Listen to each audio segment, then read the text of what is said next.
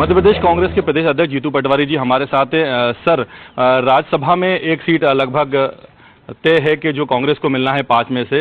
ये सुनने में आया है कि आपने सोनिया जी से मांग की है कि वो राज्यसभा जाएं। हालांकि आपका नाम भी चल रहा था कि आप भी राज्यसभा जाने वाले। नहीं, बात यह है कि सोनिया जी को लेकर तो पूरे देश में कांग्रेस जन के अंतर मन में ये भाव है कि अगर एक ऐसी व्यक्तित्व जिन्होंने प्रधानमंत्री के पद को त्यागा है तो हमारे लिए सौभाग्य की बात होगी कि वो मध्य प्रदेश से अगर राज्यसभा जाती है तो नेचुरल है, मध्य प्रदेश का सम्मान बढ़ेगा, मध्य प्रदेश की आवाज़ में ताकत आएगी।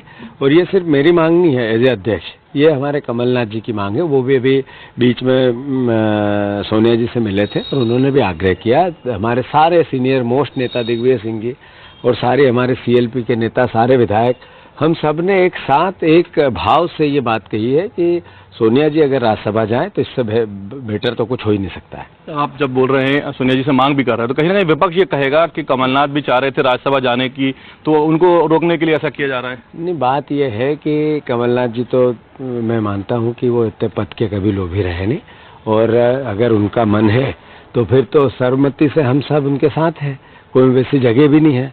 वो हमारे सीनियर मोस्ट लीडर हैं। तो ये सब बातें अखबारों की है, ये सब बातें विपक्ष की है। हमारे लिए न कोई किसी प्रकार का, जहाँ तक जैसे मेरे को आपने कहा कि आपका भी नाम है, मेरे को पार्टी ने प्रदेश अध्यक्ष बनाया है।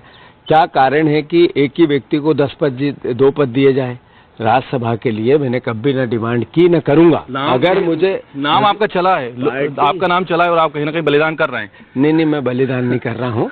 मेरे को पार्टी अगर कहेगी भी तो भी मेरी ना है। मैं राज्यसभा के लिए जो हमारे बहुत योग्य लोग हैं, बहुत जिनका अधिकार भी है, उन्हीं में से कोई जाएगा या सोनिया जी जाएगी। जहाँ तक मेरा प्रश्न है, किसी भी रूप में, किसी भी हालात में न मैं कैंडिडेट था, न हूँ, न रहूँगा।